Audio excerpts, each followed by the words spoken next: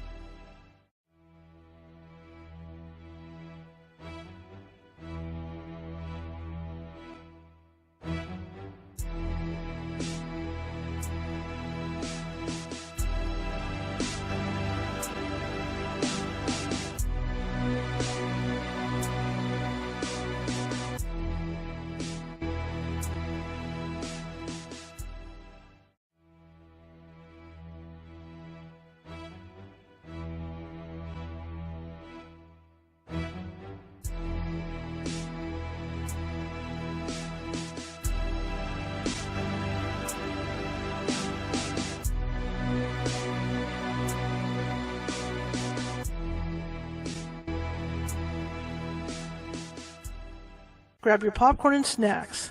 Find a comfy spot, take a seat or lie down, and let me transport you to a place of fantasy, ghost stories, ancient legends, odd creatures, alien encounters, and other magical topics. You may even decide to join the conversation. From faraway lands to your own backyard, with a small dash of pixie dust. Turn out the lights and open your minds. The journey is about to begin. Good afternoon, everybody. How is everyone today? Well, I hope you're doing good, because I'm doing just as good. Still hot, but good. Kind of cooler today. A whole 95, down from what, 105, 106. Anyway, my name is Charlotte. I'm going to be your host for the next hour. Hang on one second. There we go. Okay. And I'm going to be the owner of the I'm going to be the owner. And yeah, it's already starting out great, isn't it? And I'm the owner of the California Haunts Paranormal Investigation Team based out of Sacramento, California. We're 45 strong up and down the state of California. That means if you have a paranormal need, we can get to you, because we're in almost every county. And if we're not near your county, we will get there, because we're two or three counties away. So contact us at californiahaunts.org or californiahauntsradio.org, which is the website for the radio show. All right. For those of you watching from Facebook, please, if you like what you see tonight, please be sure to follow. If you're watching from Twitch, please be sure to follow. And if you're watching from YouTube and you like what you see, you should check out the rest of the videos, because there's more than 270 videos over there on different topics. Because I'm a journalist, photojournalist, and I like interviewing people with different topics. I just don't like paranormal stuff. I like doing other things as well. So I think there's something over there for everybody. So if you'd like to subscribe, there's the little ghost down in the bottom right-hand corner with the Sherlock Holmes hat on and the magnifying glass, and click on that, and that'll make you a subscriber over at the YouTube page. Anyway, I have a fun guest tonight. I heard him on another show. His name is Bruce. I hope he's got his name right, because you know how I'm about names. Bruce Jenvey. I think I got his name right. Well, he can correct me. And he's got a great book out. My father grew up in Cleveland, Ohio, and my dad always had stories about the Great Lakes and ghosts and things like that. You know, the stories about the captains who were piloting the ships on, the barges and stuff on the Great Lakes. And my dad always had these stories. And Mr. Jenvey has written a book about that called Heroes and Haunts of the Great Lakes. And I thought it'd be great to have him on to talk about that. So, without further ado, let me bring him on. Jenvey. Jenvey, that's right. Sorry, Bruce Jenvey. I apologize. I'm horrible with the names. I'm horrible. So tell me about yourself, sir. You want the story of my life? Yes. in a nutshell. Grew up in Western Michigan, rural town, graduated high school with 62 kids, 4 years at Michigan State, and I went to Detroit to discover the big mountain of career. I used to write national advertising for Pontiac and Cadillac, which is what I always wanted to do, was to write car advertising. Please excuse the voice. I'm just getting over the local version of the crud, and it's not quite as it should be yet, but it's there. After 20 years in advertising, I walked in one morning and found myself downsized. And I decided at that point, after laying in bed for 3 days, decided to start a magazine about boating. I had a boat. I had all the software I needed to do a magazine. I was at the time teaching computer graphics part-time at U of M Dearborn. It seemed like a logical thing to do. Loved history. So I got three of my boating friends together, and we started this magazine. It was never a super profitable magazine, but I have always referred to it as the best job I never had, because it was always a labor of love and there was never a big profit there. But we had a good time. We had breakfast with governors. We had phone calls from senators. We dealt with local officials. The whole purpose of the magazine was to give the boater or the land yachter in the Great Lakes region places to go. It was a travel and history magazine. Here's a town, here's a place to go, or to stay, or to shop, or to eat, what the restaurants are like, and we cover the local history. And we discovered along the way a lot of very interesting stories. Now, we publish these in the magazine every month for that town. Every town has a history, and they were a sidebar to the main story. After the end of the magazine, after 9/11, the death of tourism and things like that, when people weren't interested in traveling for quite a while, I I collected these stories out of the back issues of the magazines, at least the ones I had written, and put them into this lovely and yet decorative book. And it's the Heroes and Haunts of the Great Lakes. It's a collection of the sidebar stories.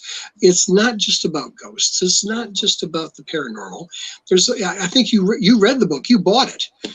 Thank you. I need the money. But the point being is it's also a lot of heroic stories. There are stories in here of plain people living in plain little towns 100, 150 years ago who rose to the call of action and changed the course of history. And I think that's important stuff. Excuse me while I replenish here. Sure.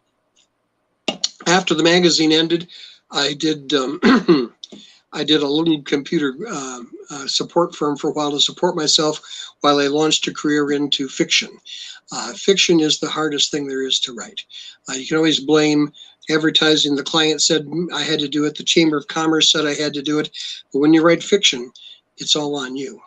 And I wrote, in fact, I have a small stack here to demonstrate to you things that I've written.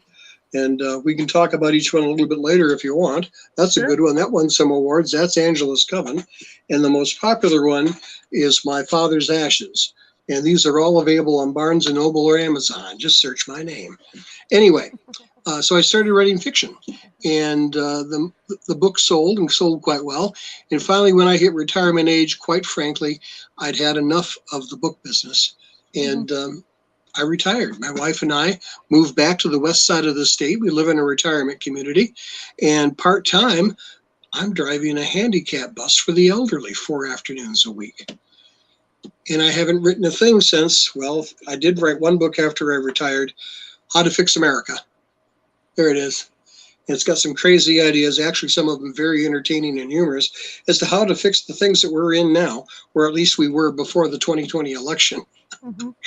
So it's there's a lot in there about how to correct Congress, and the most popular idea, I get email on it almost every day, was we have to have a campaign finance reform and limit the amount of money that comes into a campaign, and we need to limit where the people live. Send congressmen off. They got to have more and more money to live in the right place, and they're taking money from people they shouldn't be. I propose that we have a gated community, actually several around the DC area. And basically, we have a closed gated community of manufactured housing they can live in, much like a college dorm or married housing at the college. It would be, I'm proposing that we have a congressional trailer park. And if you don't want to live in a congressional trailer park, maybe this job is no longer for you. But something intrigues me about seeing Nancy Pelosi wheel out her trash in the bin right next to the freshman senator from Iowa. So anyway, it's a thought. So it's all in there. You can find me on the page. It's a good thought. I warned you this was going to be strange. Absolutely, but it's cool. You know that. And just like I apologize for not getting your name right, I'm going to apologize all night for that. I'm so sorry. I want to ask you, because for the people that don't live near the Great Lakes, they have no clue what the Great Lakes are like. So can you describe for people that have never been there or have or because they're thinking, it's a lake. They're not thinking it's like a huge thing. So what are the Great Lakes like? There's so much misconception. They are inland seas. Make no mistake about it. Lake Superior goes to depths of 1,200 feet, and it's so cold down there, there are still bodies, complete bodies floating around from shipwrecks that happened 100, 150 years ago. That they never decay. They're below the freezing line. There are waves on these lakes that can break 1,000-foot ships in half and have done so on a regular occasion. You can't see across them. In fact, back when the post office was doing a big thing about lighthouses, they got tricked into doing a thing on lighthouses of the Great Lakes. And I was helping to judge the art through Great Lakes Cruiser magazine. And the first question I had, someone from California said, well, why do you have so many lighthouses in the Great Lakes? Can't they just navigate from the lights of the cottages on shore? Well, no. Some of these lakes are 250 miles long, 80 miles across. You're not going to throw a rock that far. And like I said, we're talking steel ships that are 1,000 feet long. The Edmund Fitzgerald was 750 feet, and it was on the bottom in seconds after it snapped in half. the Carl D. Bradley broke in half, but the back half continued to steam several miles on down the lake before it succumbed to the water. So a lot of interesting stories there.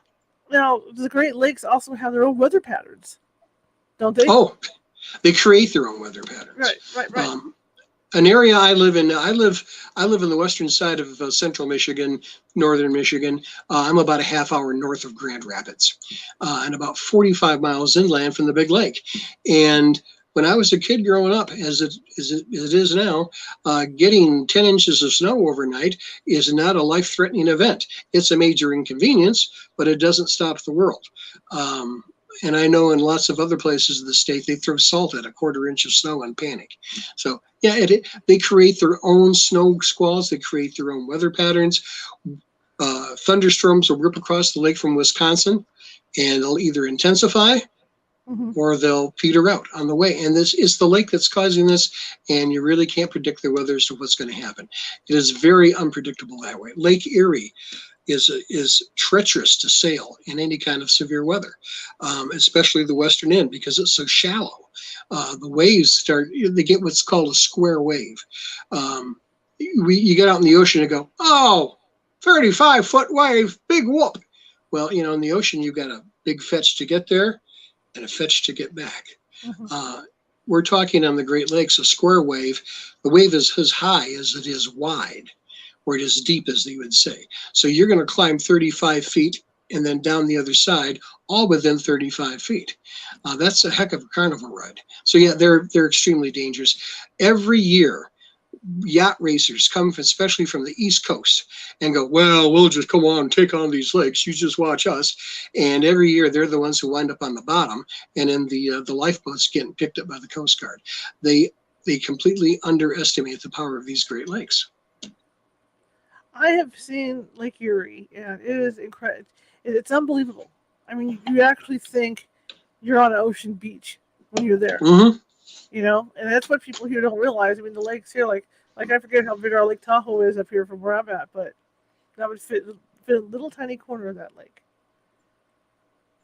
Well, the big difference there is that these are fresh water too, like Tahoe is. They're not a saltwater-based lake.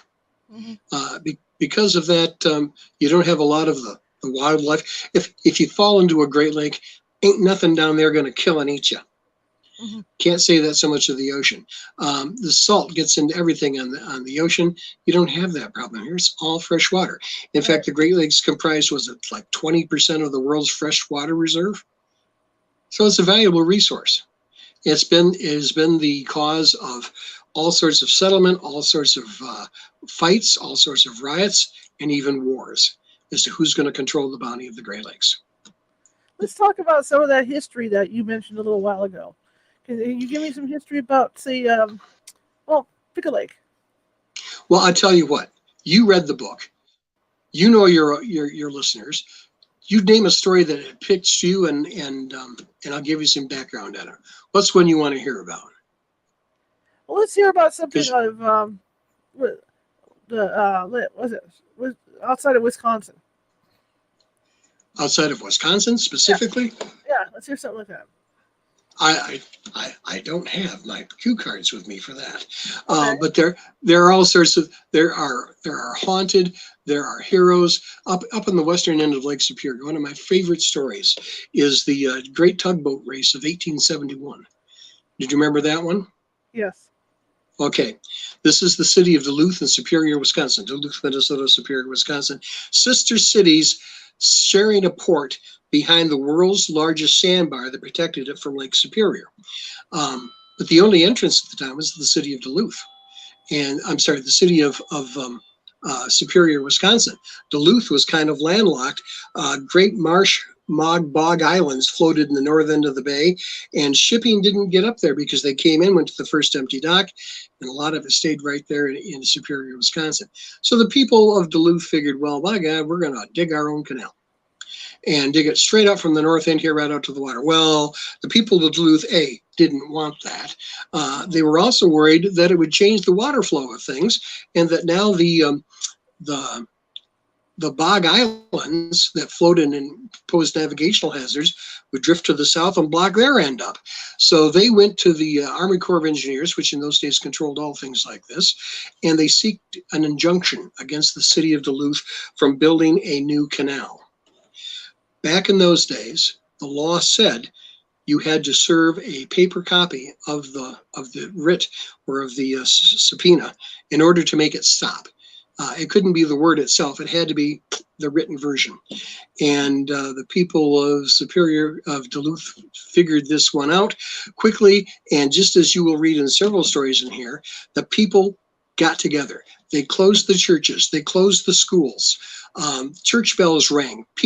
Every people showed up at the canal they'd started, but hadn't finished yet, with buckets and shovels and rakes. And in a matter of a couple of days, they had dug a canal that you could float a tugboat through. How fast did they did it? They completed the channel a mere few hours before the actual writ showed up on the train, because the only way to get it there was by train. It was faster than Pony Express. So it said nothing about stopping a canal that was already existed or one that needed to be improved. It said don't dig a new one. So that's where people had dug in and done the impossible. In a matter of a day or two, they dug the canal. Now the upside of the story is the Bog Islands immediately shot out through the water and went out to Lake Superior and sank, and never reformed in the Duluth side. Today, both sides are as popular as they ever were. If you see pictures of the Wisconsin, Minnesota side, Duluth, Minnesota, you always see that aerial lift bridge. That is the original canal. The version of it today, it's been improved a number of times. It can now accommodate 1,000-footers. When I say 1,000-footer, I mean a freighter that with a keel 1,000 feet long. But that's the original canal. That's what was built by the people with the shovels and the buckets and the snow shovels, and that's what they did. So never underestimate the power of a people united. When you guys started researching all this stuff, was it hard to gather the information and to be able to tell what was truth and what wasn't truth? You always have to approach things with a grain of salt. And we always looked at our source. A lot of our sources came from the local library, and that helped a lot. Then it gets flushed out a little bit by local legend. The hardest one I ever had was Lorain, Ohio. I don't know if you read that. That was the Finger of God story. Wow, yeah. In the mid-1920s, unexpectedly, no advanced weather warning, on a hot summer day, an F5 tornado came ripping off the lake and destroyed Lorain, Ohio. It was absolutely devastated. We're talking about horses and carriages flying down Main Street, hundreds of people killed in movie theaters in downtown. The town was devastated. All roads were blocked. And what they did was, there was a kid. Now, you can't see it because this is my room here, as you can tell, in retirement. My guitars are here, my piano's here, my computers are here, my ham radios are here. I'm a big ham radio operator. And there was a kid who was a ham radio operator in this town of Lorain, and somehow, in the middle of the night, in the middle of the storm, he went out to what was left of the tree in his front yard and strung a wire through it, got on the air, and called for help. And the message got to Cleveland. And a tugboat full of doctors and nurses and medical supplies sailed off into the storm, what was left of it, and because the only way in was by water. And they were the first responders who came to Lorain, Ohio. I had trouble researching this story because I love old buildings. I think they're time travelers. It's a one-way trip, but they're time travelers. And every time we looked at something, nothing existed prior to 1924. This was built in 1925. That was built in nothing before 1924. What happened? No houses, no buildings, they were leveled by the tornado. So that was the hardest one we ever had to research because any history had been erased. When you talk about old buildings, because as a ghost hunter, I go into a lot of old buildings. And yeah, I imagine. I don't know if you feel the same way I do, but I marvel because you wonder, or even look at the mountains, when you see a big tall mountain because it's been there for so long. And I always marvel at wondering, gee, think of everything that building has seen or that mountain has seen. Very much so. In fact, I also run the Facebook page for my high school graduation group, and our small little town of Howard City, Michigan. And I've got some fantastic picture postcards of the town circa 1901, 1906. And you'd be amazed at some of the buildings that are still there. And how do you know it's the same building? Because it still has that big stone edifice on top that says Bank Number 2. It's still there. I have been in, I think probably the scariest building I've been in is probably the Escanaba House in the Ludington House in Escanaba, Michigan. I'm sorry, this is Eastern Time Zone. This is the after 9 o'clock version of Bruce Jenvey you get when you call this late. Old people should be we should be in bed by this time, But anyway, yes, the Ludington House was a hotel. One of the old style wooden hotels. Basically when they were running steamships on the Great Lakes, you go, well, why would you? Well, we could go here, we could go there, and there's all these places and these wonderful resorts we could stay at around the Great Lakes, like the Grand Hotel on Mackinac Island. Well, why do you think those places were built? They were built so that the steamships would have a place to sell tickets to go to. That's why those were built. Hey, there's a great resort. You want a ticket for it? And that's the steamship traffic fed the development of tourism in the Great Lakes. But the Ludington House was built at the same era. All wood. You walk down the hallways and the floors are like a roller coaster. If I do that from back here, get a better effect. There you go. The floors are like that because they're old. The place has got to be about 150 years old these days, at least. And it has a history of haunting. First of all, it was a getaway from any of the Chicago gangsters in the 20s. You always knew when Machine Gun Kelly was in residence because there's a turret on the side of it's one of those decorative turrets, 3 or 4 stories tall with a room in the top. Well, in the room at the top, the windows would be open and machine guns would be sticking out of them because that's where his guards would sit. And they would protect Machine Gun Kelly when he was in town on vacation.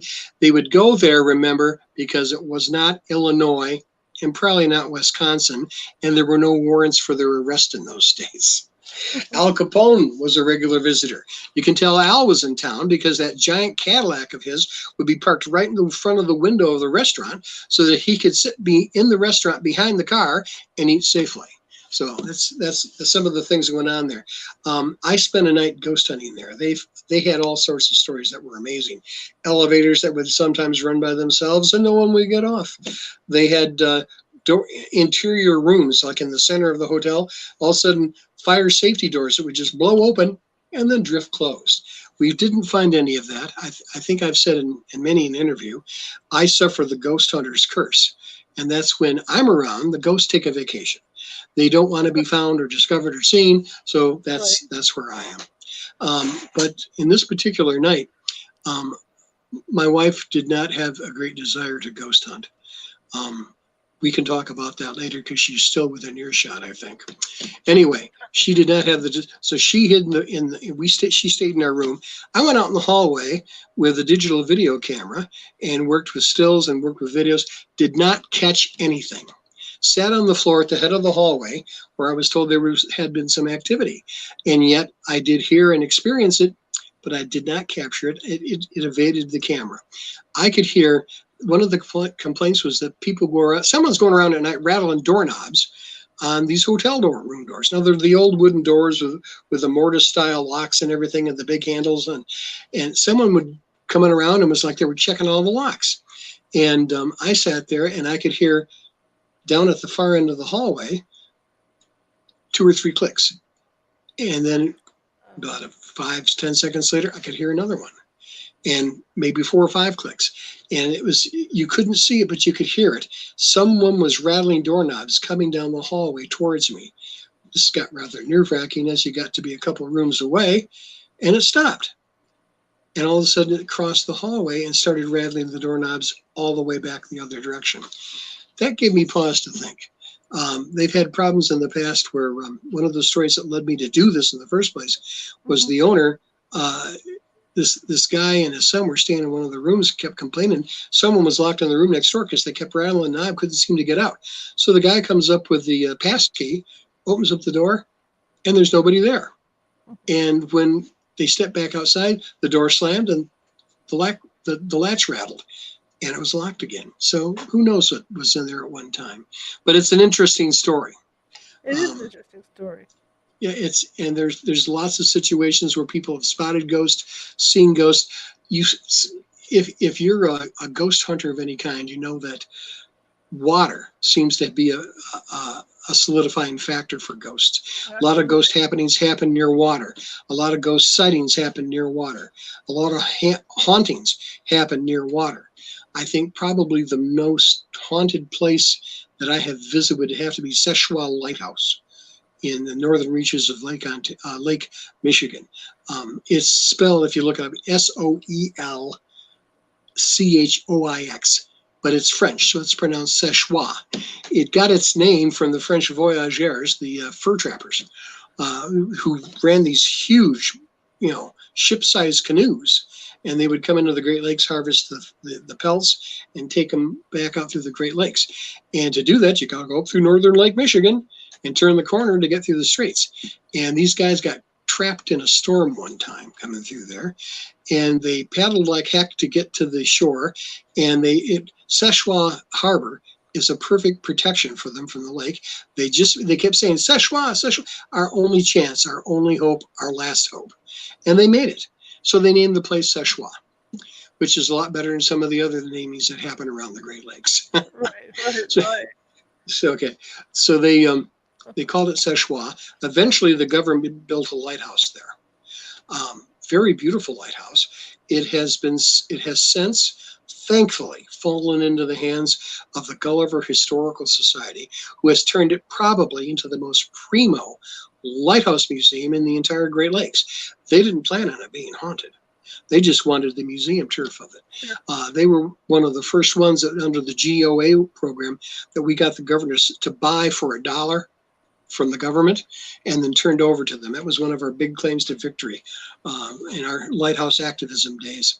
Anyway, there has been lots of sightings of the ghost. The ghost is the former lighthouse keeper who died a terrible death, a very slow and agonizing death of what they now conclude probably to be stomach cancer. And he died in one of the upstairs rooms. Now, if you read about this stuff at all, they always drape the mirrors in Victorian homes when someone dies. Do you remember why? They do that so the ghost does not become trapped in the mirror. Right. Because that was always a fear and a contention, as that's what would happen. But that's apparently what has happened to this poor lighthouse keeper. There is a PBS station in the Midland area of Michigan, I believe. I have not seen the tape, but they actually had and televised a tape that they had taken in the mirror. And it takes hours for it to form and disform, but it all of a sudden the glass will change and the image in the glass becomes swirled, and you can see, a very agonized, pain-ridden, squealing face. It looks like something from The Scream. And it forms in the mirror, and then over about the same length of time, it passes away. The lighthouse keeper has been seen out of the corner of the eye, so to speak, so many times. He also is known to change the silverware setting on the tables. They set the table as if someone's about ready to come in for dinner because they want to portray life as it was in the lighthouse. And the lighthouse keeper was Irish, and they are not. And so they tend to put silverware on the table the way we do, which is spoons up, forks up, knives flat. And the Irish do it the other way around, tines down, spoons down. And they come in the morning, silverware's been all arranged. The songbook, the hymns, have been changed on top of the piano. But the one that always gets me is, and Marilyn told me this, the head of the Gulliver Historical Society. Wonderful woman, has done a fantastic job up there. But she's the one who tells me, people come in on a regular basis to say, boy, we're looking forward to this visit. You got all these free creators around here dressed like, this and that. Oh, and lighthouse keeper. We saw the guy that does the lighthouse keeper. He's on the road, just up the road, just 100 yards or so. They don't have any. What they saw was a ghost. And the ghost of the lighthouse keeper wandering the grounds of the lighthouse. So, interesting stories there. And boy, where else can I go? You want the scary stuff? Well, why do you think lighthouses are haunted? I mean, we have a few on the west coast here that are haunted. It just seems like, I mean, it's everywhere. It's on the east coast. It's Great Lakes. It's California. Anywhere where there's like you say where there's water. But why do you think Again, that's yeah? water.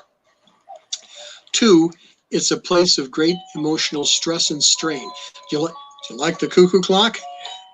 That's Love kind of, it. I don't know if, yeah, it's part of my life. It sets the tone for the rest of the interview, doesn't it?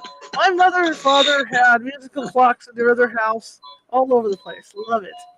Well, my grandfather, again, ham radio has been a part of my family for about 100 years. And my grandfather, the original W8GJK, could not have a ham shack without a cuckoo clock in it. And it's a tradition I proudly carry on. So anyway, now that you've heard the cuckoo clock, first of all, there's water. Second of all, they are places of great stress and emotional strain. Lighthouses are usually the last place many people who die on the water are trying to get to. They are the place where many people who are waiting for those to come home from the sea will wait for them, sometimes fruitlessly. That's why I think a lot of them are haunted. The one up at Big Bay Lighthouse is haunted, I think out of guilt. There, the lighthouse keeper was a very, very hard taskmaster. He gave his assistant lighthouse keeper, who was his only son, an extremely hard time and drove the kid rode him pretty hard. And apparently, in one winter day, the kid slipped and fell on the cement steps leading up from Big Bay. If you've ever been to Big Bay Lighthouse, it's up on a hill, on a bluff, and the lake's down there. And he was bringing wood up from below and supplies up from below that had come in from the lighthouse service. And he slipped on the steps and fell and really, really injured his leg. Eventually, his son died of the infection in the leg. He felt so guilty that he committed suicide, but didn't know exactly how he wanted to do it. He was last seen carrying a shotgun, a rope, and a bottle of poison going off into the woods. And no one ever saw him alive again. Several months later, hunters going through the west of the woods there found his head hanging in a tree in a noose with what was left of his body down below. And apparently the bears had been playing piñata with him. And so that was when he died. He tends to walk all around the lighthouse. He's seen standing out on the lawn. He's seen standing on the bluff. He visits the rooms at night. My own aunt, who was extremely admitted, she was a sensitive. She and her husband spent the night there one night. And in the middle of the night, all of a sudden, she woke up, and standing at the foot of the bed was this green phosphorescent image of, she called, a sea captain. And she said he seemed as surprised to see her as she was. And he backed up a step, turned, and walked right out through the wall. And she never saw him again. But he was a sea captain. I said, well, are you sure about it? Oh, I'm positive he was a sea captain.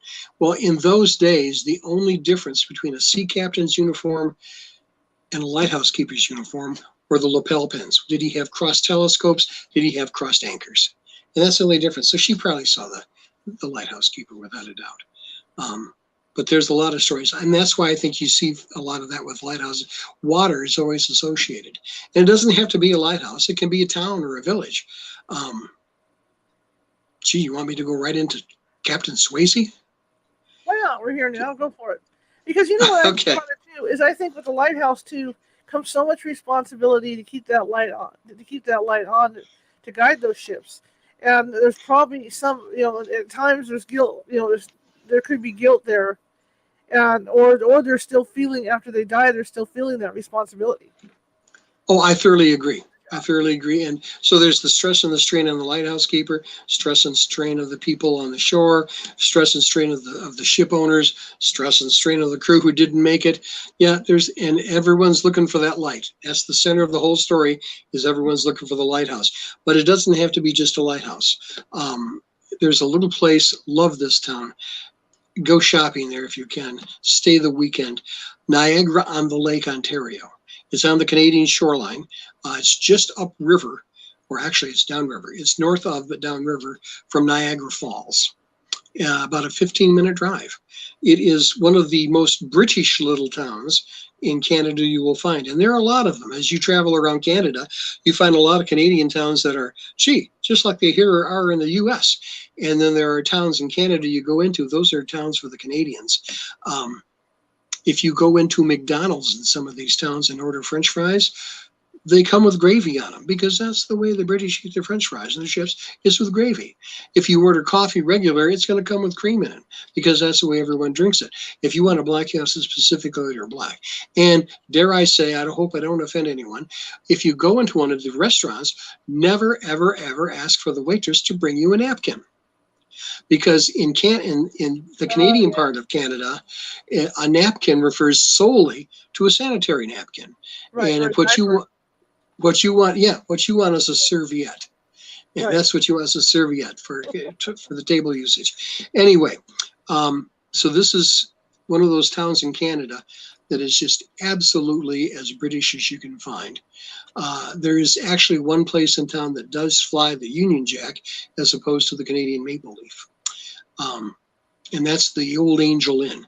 That is recognized by the Canadian government to be the most haunted place in Upper Canada. And the owners want nothing to do with don't scare our ghost away because he's their bread and butter.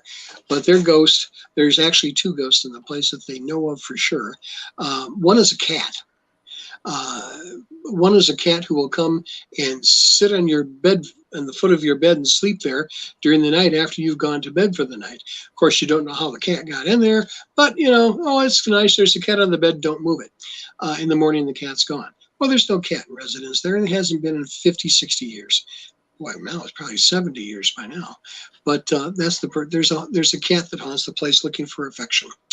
But the major ghost that haunts the place is that of Captain Swayze, a British officer who served at Fort George on the Canadian side of the river during the War of 1812.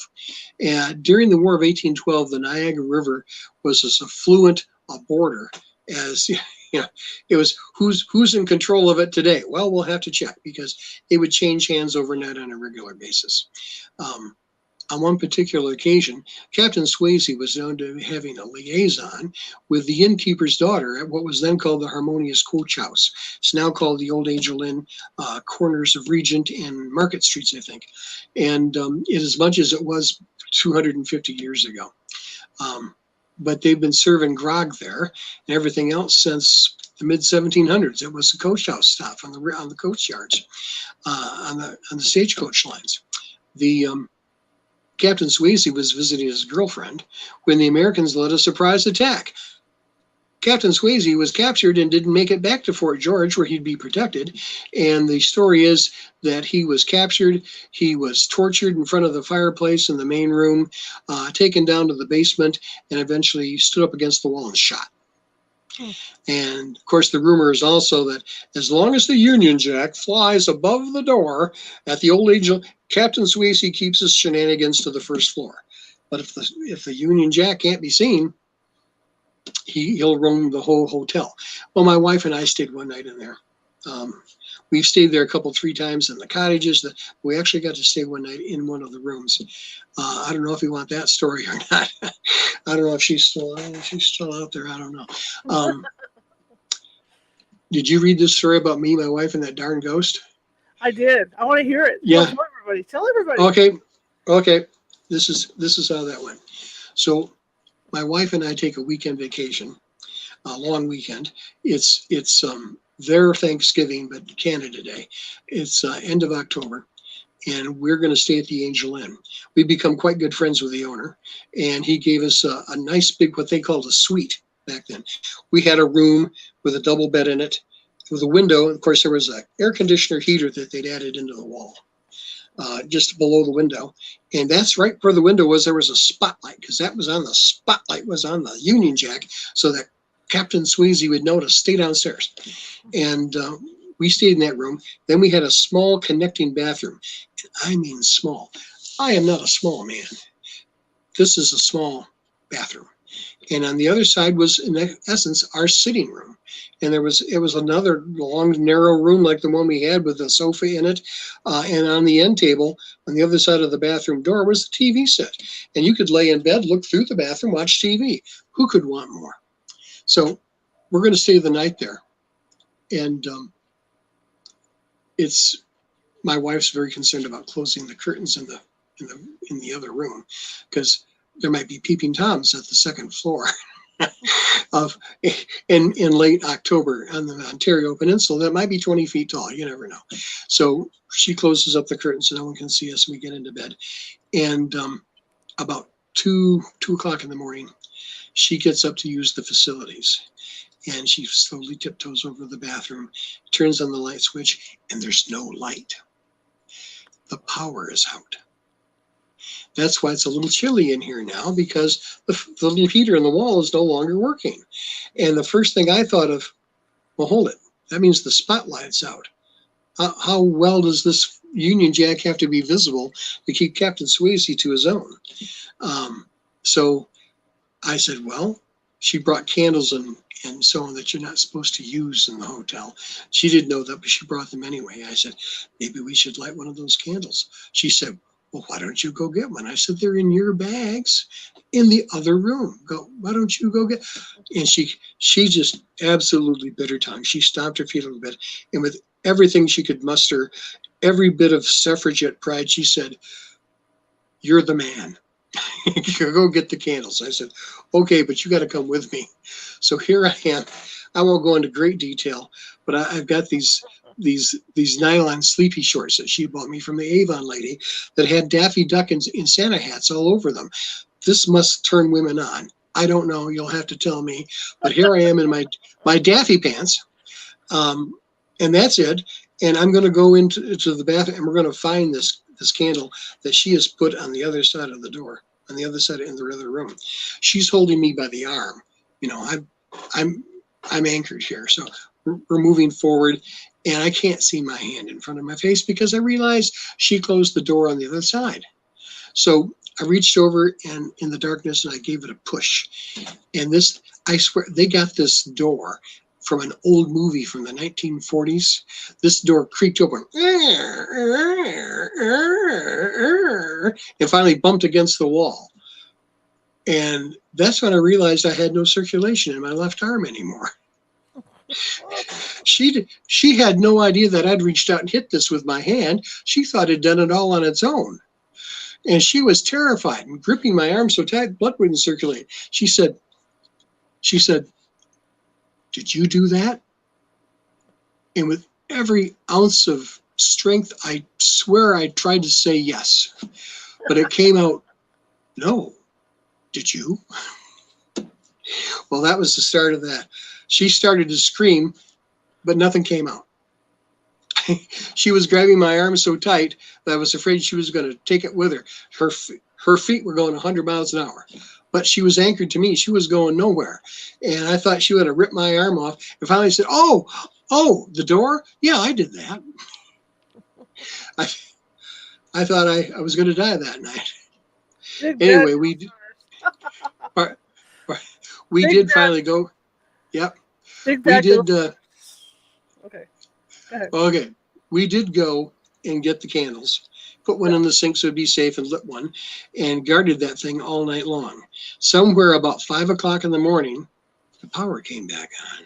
The heater kicked in, and there was the floodlight, and you could see the flag. So, yeah, it is known to be a haunted place, but that's a personal story. They've had stories emanating from there, from where the guy who closes the bar at night, waiting for his wife to come pick him up because she's a bartender on the other side of town, and he's hearing all sorts of noise from the back dining room. He goes back there, and the furniture's all disarranged, like there's been a party. And this is like 2 or 3 trips back there. One time it's fine. Next time it's all disarranged. His wife helps him put it back together. And as they leave, they realize the Union Jack over the doorway is missing. It's not uncommon for tourists to snatch that thing in the middle of the night. So it happens. Now, what else? Well, when you look through your book, because your book is fascinating, story after story. I mean, I could not put it down. I love it. What what story inspired you the most?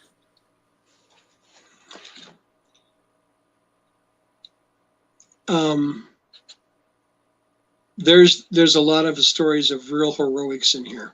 Mhm. I mean, heroic stories, and there's some of just pure joy and love. I think though, I think we've been talking about scary and strange stuff. Sure. I think the one that has always inspired me somewhat is I got the story from a good friend of mine I worked with in the advertising industry. He used to work at one of the radio stations downtown in the Fisher Building. Now, I don't know if you realize this, but back in the 1930s, a number of the nationwide radio shows like the Lone Ranger and those originated from Detroit. Okay. And that's where they'd play them. And what they would do was especially for the Lone Ranger, they had recorded these discs of the William Tell Overture and the voiceover of the Thundering Hoof Beast, and the stuff you're familiar with. And they play the record while the actors took their place around the microphone, and then they do the stage play. And that's how they did the Lone Ranger. And they did it up on one of the high floors of the Fisher Building. Back in the 1960s, they're renovating. It's now a different radio station. And they find a walled over closet that someone had just said, well, just put a wall over it. And they find all these sound effect tools from the radio days. They found a box of transcription records. Well, that didn't take long to dash them down the hallway to the hi-fi guy. And they were putting these records on the hi-fi and listening to them. And suddenly you can hear the thundering hoofbeats in the days of yesteryear. And right in the middle of that, you can hear bells. Bells would come and go. Bells would come and go. And they go, what the hell's the bells? And the guy who's the janitor who'd been there since before there was hair, this guy says, oh, that's the Woodward trolley. He captured the bells of the Woodward trolley, which means that the recording devices of the 1930s were far better than the reproduction devices they had of the 1930s, because in a modern mid-1960s stereo set, you could hear the trolleys go off again. And these bells had been riding in there silently for 30, 40 years. How time flies. It's I love that story because it brings a touch of it back to you. Another story that I love dearly is the day Dave bombed Detroit. We got time for this one? Absolutely. Okay. Back during World War II, the British really quickly decided that it was safer to train bomber crews in Canada than over the North Atlantic, because there were Nazis there, but not in Canada. So the RAF was sending their best over here for training sessions. And there was this guy named Dave. Now, I met Dave on a cruise ship that goes through the Trent Severn waterway. And there's a waterway of lakes and streams and locks and everything that transgresses the Canadian peninsula. And you can take this rather rustic cruise ship through it. Everyone eats like friendly family diner style. Everyone sleeps in bunk beds in separate rooms. It's a fun trip. Absolutely great. It's called the Kawartha Voyager, part of Ontario Waterway Cruises. And this guy had come over during the war and was teaching navigation to the bomber crews out of Sarnia, Ontario. Sarnia across from Port Huron at the southern end of Lake Huron, and still north of Detroit. And I want you to remember that the British joined the war in 1939, and we waited until December 41. So they were much more experienced at it than we were when we first came in. So here it is, I guess, the spring of 42. And the American commander in Detroit calls up the RAF and says, would you mind scrambling your bombers and making a mock bombing run on Detroit so we can scramble our interceptor fighters and catch them? It would be great training. They said, oh, this would be great. This would be wonderful. So the Dave took it as a serious assignment, and he worked with his crew. And what you would do is you just wouldn't fly to the target. You would zigzag a course across the Ontario Peninsula. You cut across part of Lake Erie, come in, and even though you started 60 miles north, you would attack Detroit from the southeast. And that's what they did. Well, the Americans didn't know this. The Americans are already halfway to Sarnia going, come on, we're waiting for you. And Dave and his crew gets there, and nobody's home. They have They have scored an astounding victory, but no way to prove it. Well, actually, to prove it, the planes were filled with cargo that had just come over from England, supplies for the soldiers there. Now, England exports many wonderful products, and people love a lot of English things, but toilet paper is not one of them. The British guys would much rather buy what they could get locally, but the rule says you shall use what the crown provides first. And they had an airplane, a Lancaster bomber, full of toilet paper. So they used it. They circled back around and they loaded all the Bombay doors with toilet paper. And as they went over Detroit, they let go. To this day, Detroit is the largest American city that has ever been TP'd. And as soon as this happened, angry voices appeared on the radio. They were just getting yelled at. There was all sorts of... They hightailed it back home, but they went the course the way they came. Took a while to get there. When they landed in Sarnia, there was a Jeep waiting for Dave to take him to the commanding officer's office. And he got in there and he says, "You have really embarrassed our friends, the Americans. You can never do this again. I want to discipline you." But he says, "But well done." And it's just a great story. I heard it from the man who did it. At the time, he was probably 75 years old, and he had married a Canadian woman and decided never to go home to England. So that's the day Dave bombed Detroit. What else can I tell you about? Was it hard to decide which stories to put in the book?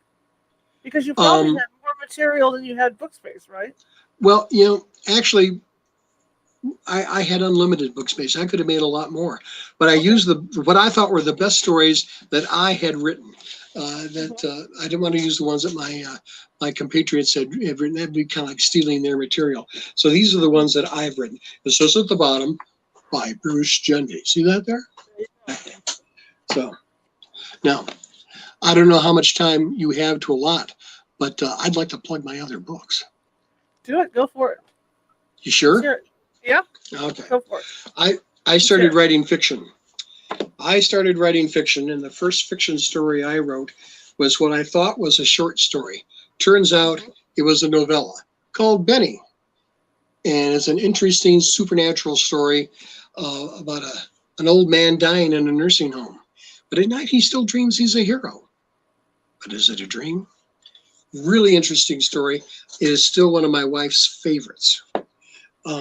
After that, I wrote a really creepy story named Kevin. Can you see Kevin there? Yeah. Kevin is the story about a young, I like to write with a lot of humor, but this one is not a story for the faint of heart. This one, I wanted to create a villain in the story that was so despicable that everyone who read the story would have no doubt that whatever happened to this villain was too good. And I was told I accomplished it several times over. Kevin is the story of a young man who was a complete consumer. The first part is actually quite humorous about, his parents never had time for him. They just bought him presents. If they thought they missed his birthday, they'd leave him a gift card, and he'd just go to GameStop and video Blockbuster every day, and he would get movies and video games. That was his life. They never missed the fact that he didn't graduate from high school. They thought they just missed it. The thing is, he just quit going. And one day, he stepped off a corner with his Game Boy in his hand and stepped in front of a bus. Wow. And he's dead. And he winds up in the devil's office. Now, when I write about Satan or the devil, he's a real person. He sits in an office behind a desk. Scary looking place, but it's there. And so now here's Kevin, and he's got a dilemma because he was told that he's down here because God didn't want him, because he hadn't done anything yet to really prove what kind of person he was. And the problem he's got is the devil is telling him that he doesn't really want him either, because he hasn't done anything really bad yet. And so he's given Kevin the chance, because if you don't, you'll be caught in the middle. And to be caught in the middle with no place to go, either up or down, is the worst thing possible. So he sends Kevin back to his life as a ghost so that he can find something he did that would make him good enough to get into hell.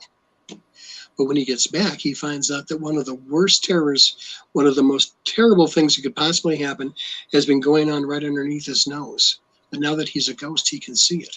He has to make a moral decision. Should he do what Satan has told him to do and find a reason that he's good enough to get into hell? Or should he squander this chance, take a risk at purgatory forever, and do what he thinks is the right thing? And it's quite a rewarding story. And as much as there's some terrible things in it, it's funny. My wife laughed all the way through it. So I wrote that. And then I actually have an original copy here because this is the old cover. They don't have that anymore. It says, oh, this is the new one. I was going to write a book of short stories named after the first character. The title of each story would be the major character in the book. We had Benny, we had Kevin, and then we had Reggie. And Reggie was the story of a rock and roll star from the 60s and 70s who now was facing death. He was riddled with cancer, but of course, to have the big career, he'd signed the deal with the devil, and now he was having to face that. And that's when he meets a gal named Angela, who happens to be the head of a very, very unusual coven of witches, very modern witchcraft, stuff that I saw and experienced and heard tell about when I was traveling upstate New York. Most cases, if you encounter a witch and you go to town and go, oh, we have a witch who want to do this for your Halloween story, meet our witch. And she's a gal dressed in black with a pointy hat. She goes, hi, I'm a witch. She's probably not. She's playing witch and having a great time doing so. The one you want to watch is the one who's quietly brewing stuff on the back burners of her stove, not saying what it is. And those are the ones too. And that's based on the premise that the witches, as we know them, this image we have of a witch with a green nose and a big wart and so on, that was presented to us by the Catholic Church back in the Middle Ages because they wanted you to use their doctors. See, the Roman Empire collapsed. They were the only organization who could step into the void, and they were the only ones who could train doctors, which is what the world needed most at that time. But they wanted you to use their doctors. Well, their doctors were also hand-tied by the fact that, well, you can't touch the patients. You can extend an arm out through the bedclothes, and that's all you have to, because we got to be decent about this. You can't see the naked people. The midwives, though, had a much better record of saving people's lives because that's what they could do. A midwife, I hate to sound sexist about it, but a man can only go so far in life when it comes into the bedroom. A woman can go anywhere. Women see everybody naked. Guys don't. That's the way it works. So midwives were the healers of the era. And so the Catholic Church started painting them as witches to help the popularity of their own doctors. And you burn enough of them at the stake, and eventually they go underground. So the premise of this book was that these witches had gone underground 1,000 years ago. And in the course of time, they'd made some improvements and advancements. And there's a lot of humor, but you better have a handkerchief at the end, I'll tell you that. Anyway, it was supposed to be called Reggie. It became Angela's Coven, and it's still available, of course, on Amazon and Barnes & Noble. But Angela's Coven became my first novel.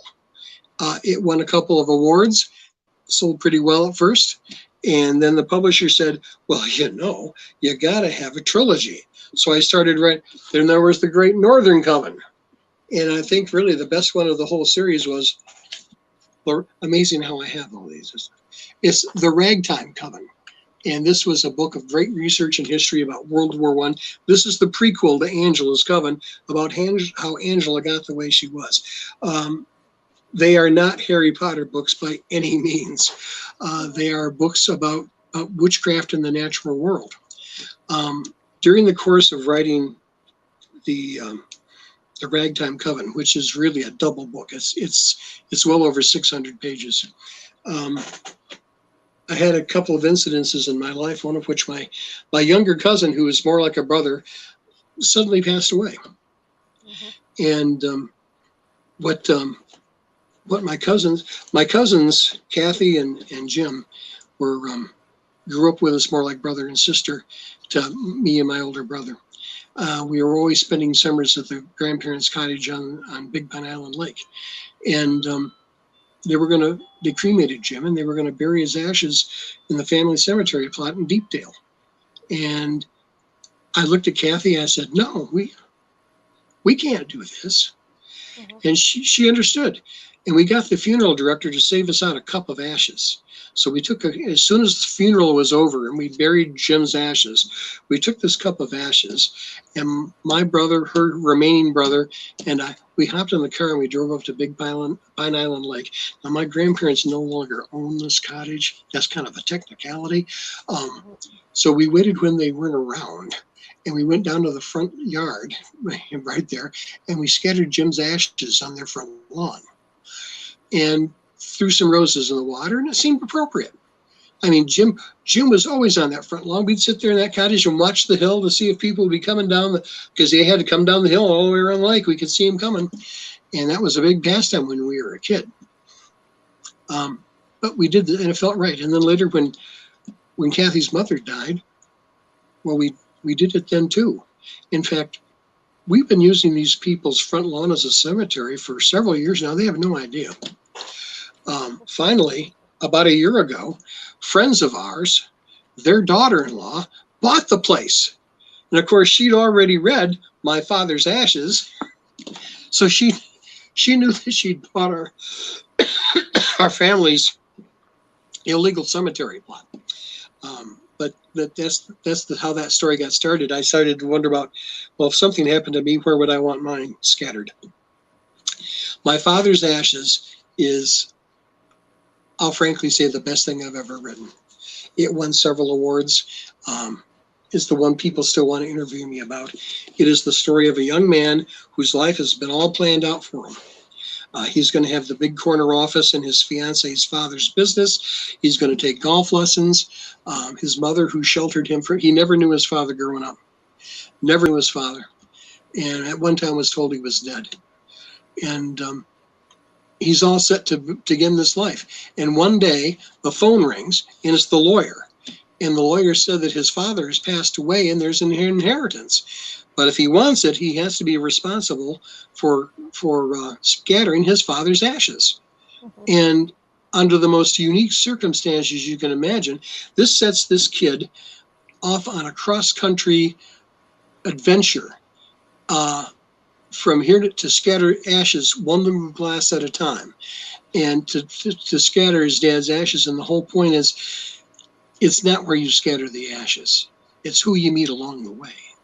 And that's what the story, he gets to know his father for the very first time through the eyes and ears of his best friends. And it's a hilarious story in many cases. But by God, you better have a box of Kleenex handy, because every time I read the last chapter or two, I need it. And I wrote the book. So, but this is the one that does a lot for me. This is My Father's Ashes, a young man's journey through his father's life. And I can tell you there are Easter eggs in that book galore.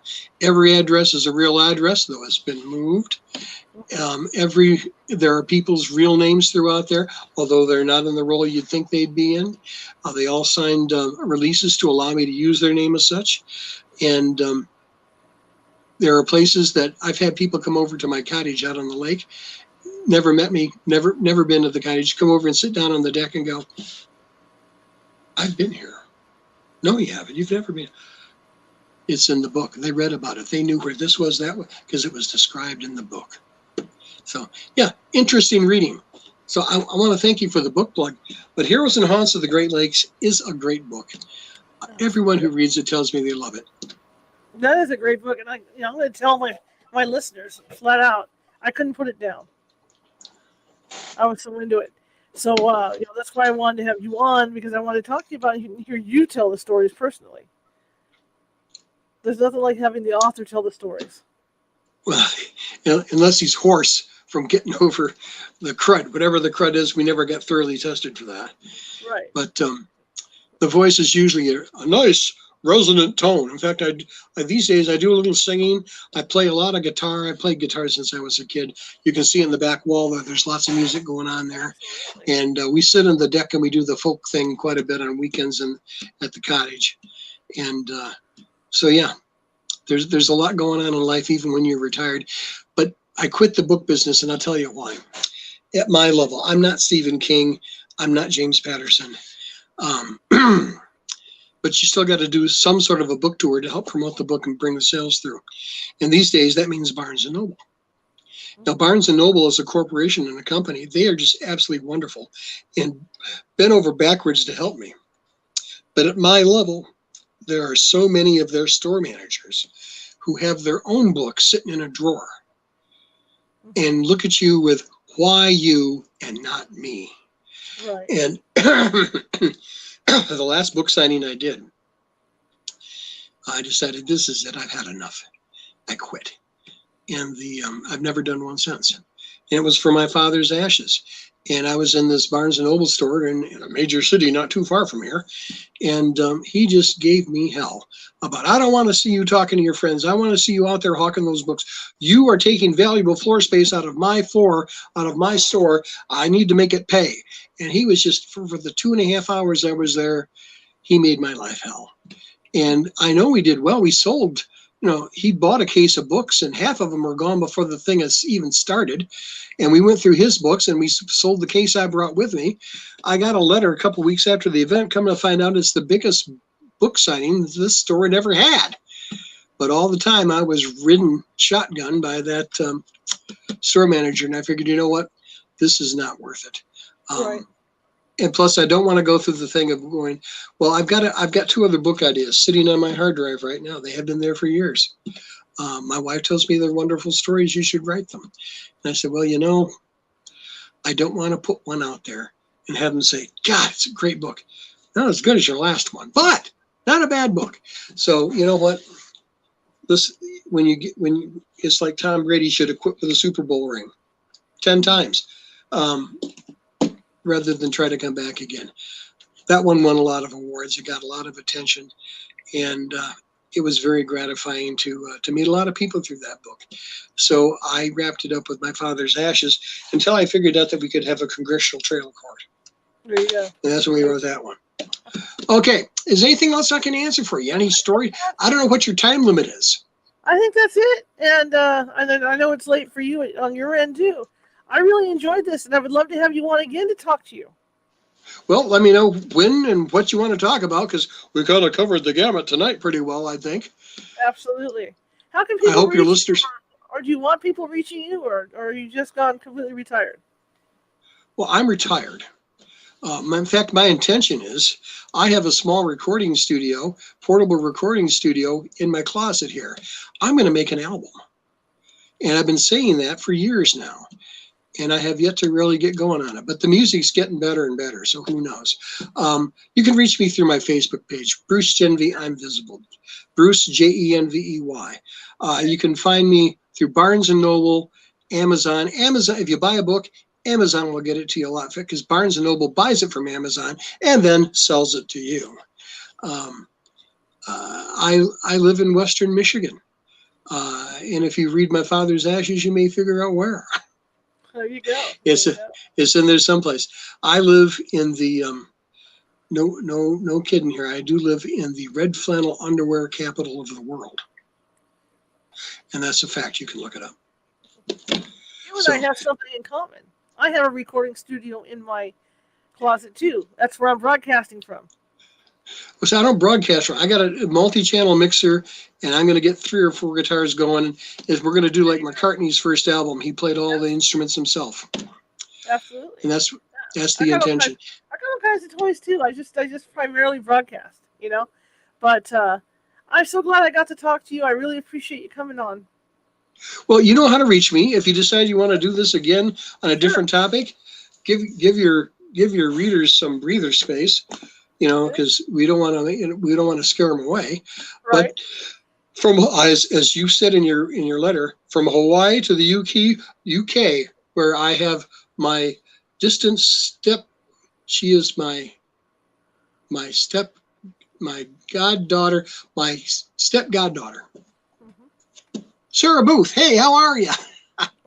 She lives in northern Wales, not too far from Liverpool. And she was born in America, but was moved over there at a younger age. And we connected after the death of my aunt. So my aunt who saw the ghost. So anyway, anything else I can answer for you? Any feedback you get, hey, share my way. But no, I got to tell you, in all honesty, one of the scariest moments in my life was when I was running Great Lakes Cruiser magazine, and we had published the first Stupid Boat Tricks book, which was it was a column that ran every month in the magazine, which never was labeled, but was called Stupid Boat Tricks. And we published that first book. And we lived in a good sized house. We lived high off the hog in those days. And we lived in a pretty good sized house in Royal Oak, down by the Detroit area. And one day there was a knock at the door. And my office was part of the house. It was an addition in the back of the house. And there's a guy at the door. And he wants to know if I'm Bruce Jenvey. And I cautiously said yes. Well, he was an avid fan of the magazine and kind of pushed his way into what he wanted to talk to. He wanted to meet Bruce Jenvey. He wanted to talk with me. And we spent about 2 hours there talking, me keeping an eye on things, because, you never know when someone really strange may come in and just, suddenly remember, the guy who killed John Lennon thought he was John Lennon and only wanted to meet the guy who thought he was John Lennon. So yeah, I kept an eye out for that. I had a wiener dog on my lap. That'll protect you every time. So, but I will say thank you so much for having me. Any feedback you get, pass it along. Absolutely. People who didn't like it, stuff it. you don't know good humor when you read it. There you go. All right, sir. Well, you have a good rest of the evening, and thank you again. I really appreciate it. Thank you so much. Bye bye. Bye bye. Well, that was terrific, and like I said, if you want to read a good book, get that book, because it is something. It's something to read, and I like I said, my dad grew up in Cleveland, so I he told me stories, and I also, growing up here, Sacramento River, there were a lot of stories out here, like that. Like the mailmen that used to go up and down the river to the houseboats and deliver mail and things like that. There's always wonderful stories around water. Anyway, tomorrow, shifting gears a little bit, Bill Dolan is going to be on with us. And Bill Dolan is the curator, actually the president and the gentleman that created a history museum in Colorado. And the history museum is for dinosaurs. So he's going to be with us tomorrow to talk about dinosaur history and things like that, and how he wants to keep the interest up with young kids and adults alike, right? Where he also has another program where he takes people on digs to get them interested in paleontology. So it should be an interesting interview tomorrow night. If you like the show, share it with 5 people. If you hated the show, share it with 5 people anyway, or equal opportunity here. If you're watching from Facebook, please hit that follow button. If you're watching from Twitch, please hit that follow button. And if you're on YouTube again, please hit that subscribe button. We're always looking for new subscribers. Anyway, I want to thank everybody for coming tonight. And again, visit us at CaliforniaHauntsRadio.com. And also, you see that thing flashing down along the bottom. I call it a thing, but it's one of those ticker things like they have on CNN, right? CNN and all big networks. I call them big network as if. Anyway, what that is that California Haunts Paranormal Investigation Team doesn't take money for investigations. We never have and never will. But because I'm the owner, obviously there's expenses involved with it, along with the radio show. So everything that we do as far as going on investigations comes out of my pocket, primarily gas, equipment that the team uses. Especially here, I've got the computer going, and like I told him, I've got a mini recording studio here. So I've got EQs, I've got all little toys and gadgets and stuff here to keep this thing running. And if something goes out, I have to buy it out of pocket. And so I can use a little help to keep the show on the air and keep my group going. If you find it in your heart to do that, that would be great. I'd appreciate it. That's at paypal.me at California Haunts, or if you don't like PayPal, Venmo at Venmo California Haunts. It's that easy. Just type in California Haunts. But it would help me pay the bills here. I have internet, just like you. I have internet bills and other stuff. Anyway, I want to thank you guys for coming, and I will see you tomorrow. Now I'm going to go ahead and show you his book cover again, and again, you can get that book and all the other books at Amazon. Okay? So here we go with the books. So that's Heroes and Haunts of the Great Lakes by Bruce Jenvey.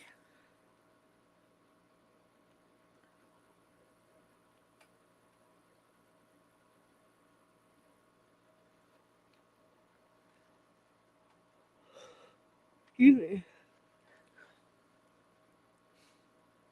Long day.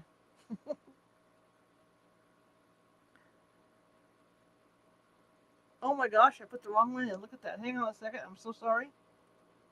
Okay, let me put that one in. Okay, Heroes and Haunts of the Great Lakes. I wonder why I just sat there. By Bruce Jenvey. And the other books as well that he mentioned. And of course, they're all available at Amazon.com and Barnes and Noble.